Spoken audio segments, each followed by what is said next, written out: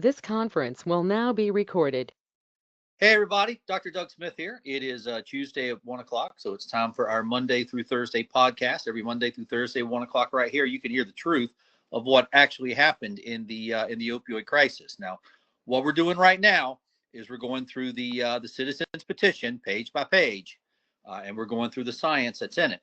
We're currently going through the evidence to justify the use of buprenorphine as an antidote for the symptoms that result from the poisoning of the DNA.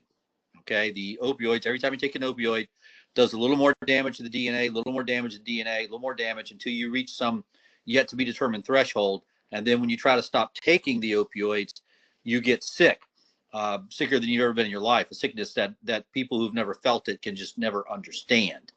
You're never going to be able to explain it to anybody because the horror is it's too much. There's no words to describe it. So what I wanted to zero in on today was how effective that the buprenorphine is at putting it into the opioid craving. And so at the top of the screen there, top of the graphic for today, you see what's called the opioid craving scale. That's a scale that I built. It actually works very well. And on the left there, you see the bigger number. And on the right there, you see the smaller number. And you see the arrow going down. And what that is on the left there, that's a person, those are a bunch of people actually, while they were in opioid withdrawal, while they were sick. And as you can see, when our people are sick, they are absolutely craving an opioid. Why are they craving an opioid? Because the sickness is unendurable. The human body cannot withstand the sickness.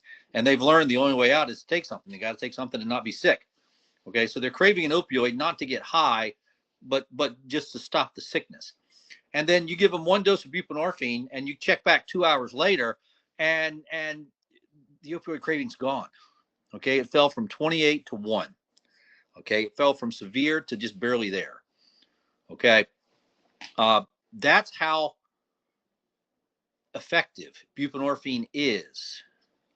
You're looking at it right there in front of you. You're looking at scientific evidence. It's right there in front of you. Okay, that's how effective buprenorphine is. And what it does is it stops the underlying neurotoxicity. It stops the underlying sickness. It stops the underlying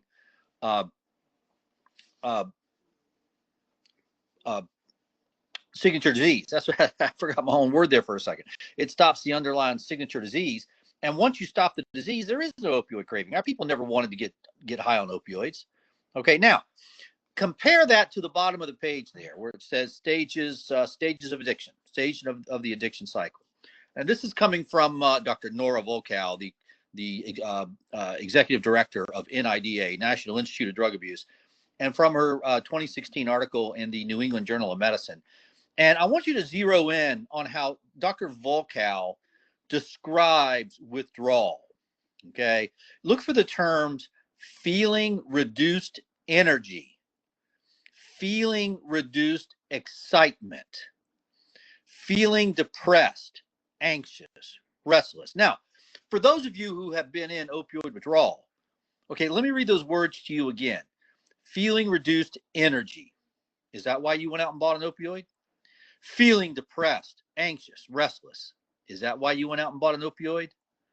Okay, because according to the experts, including the executive director of NIDA, National Institute of Drug Abuse, according to the experts, that's why you went out and bought an opioid, because you were feeling reduced energy.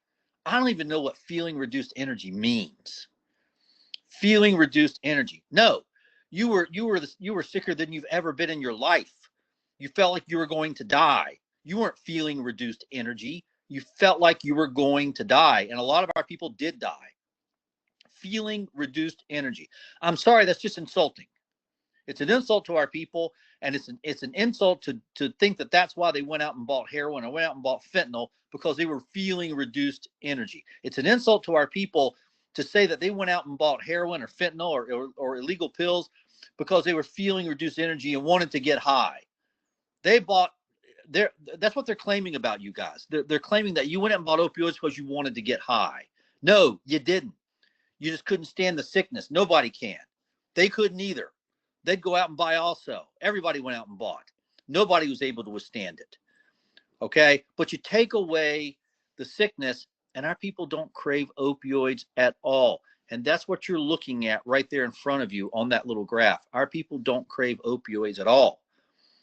Okay, our people really don't want anything to do with opioids. They'd rather have this whole chapter in their life closed. They wish they'd never seen an opioid in their life. And to say that they're going out and buying opioids and taking opioids to get high, that's an insult to our people. And shame on the experts for claiming that, and shame on the legacy media for running the mistruth and running the lies over and over and over. And you know, it's the old adage: if you say something often enough, it becomes truth. And that's exactly what has happened with this. And now we got to stand up and fight against these false words. Okay, and that's why I'm stunningly happy today that we sold our first DNA test today. Okay, these are people who are going to take the DNA test and, quite frankly, shove it in the face of everybody that they can. They're going to take their DNA test and just shove it in the face of everybody that they can. Shove it in the face of the newspaper, the local TV, all the local media. Put it in front of their elected representatives, put it in front of their governor, put it in front of everybody they can, and say, I never was a drug addict. That's the power of this DNA test. I never was a drug addict. And those of you who called me a drug addict, shame on you. Shame on you. You helped the pharmaceutical companies get away with murder, which is exactly what has happened. All right, we're going to hold there for today. Again, take a look at the top picture, opioid craving scale. Look what happens after one dose of buprenorphine. And then take a look at the bottom picture and find the words feeling reduced energy, feeling reduced excitement, feeling depressed, anxious, and restless, because those are the words that the experts claim are the reasons why our people went out and bought fentanyl, went out and bought heroin, went out and bought whatever they had to buy. All right. My name is Dr. Doug Smith. Please like and subscribe to us. As always, post this video on your social media, post it on everybody else's social media. Let's get the truth out there. Get your DNA test done, and take the opportunity to put it in front of the people who falsely labeled you as a drug addict and as an opioid addict. Thank you. We'll see y'all tomorrow.